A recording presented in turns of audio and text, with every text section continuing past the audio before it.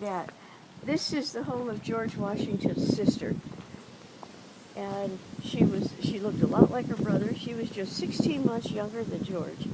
And she married a very wealthy man named Fielding Lewis. And he gave all he had for the Revolutionary War.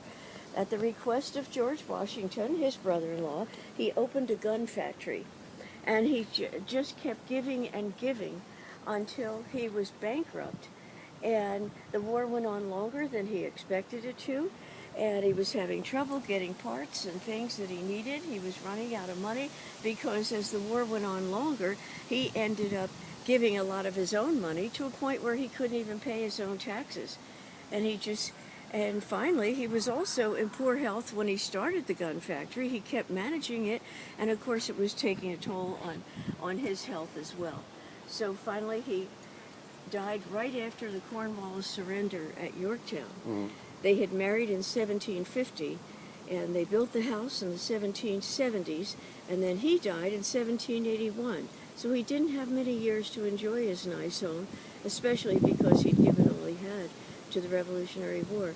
He was quite a patriot. No one's ever heard of him, except that he did marry George Washington's sister, yeah. So therefore, we know a little bit about him. If he hadn't married someone with the name Washington, we still might not be able to give him credit.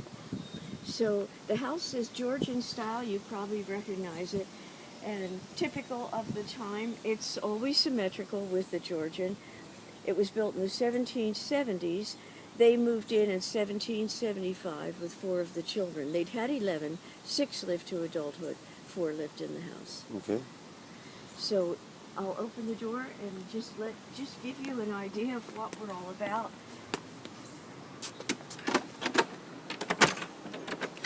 So you're still using the old skeleton key. And of course, typically, if you'd come in 1775, this is what the house would have looked like. And these are all the original colors. We had an 8-year restoration. They studied everything. We know all the original colors. We know there were 3 coats of plaster on the walls. We know everything you could know. We mixed the paint by hand. We used the same pigments, rag paper, just as it would have been. The seams overlap, just as they would have. Wow. So this is the way it would have been, including the chairs. You see, they considered this to be a room. And it was an area that they would use for many purposes. Everything was multi-purpose. They were not room-specific the way we are. The reason for all the chairs, again, it worked well. It was a practical era. See, they opened the doors all the way through, and then there might be a nice breeze. It would be a pleasant place if they were going to have guests. They might have lunch here. It was just all-purpose. And then the chairs were here if they were going to be needed in another room. Okay. We usually start here. As we do, you can see the size of the walls. The house is extremely well built. Now, are the floors the original, the creaking that we hear? Original, and what they do is replace boards as needed. So they stay original except for some areas that received a lot more attention and a lot more wear. This is the master bed chamber. And it's very well decorated. It's attractive because this was also a room where Betty might be having guests as well. So it gave them a social room on the western side of the house. This is what you're here for. People come from all over, other countries as well, just to see our ceilings. Wow. It's considered the finest plaster work of the colonial era in our country.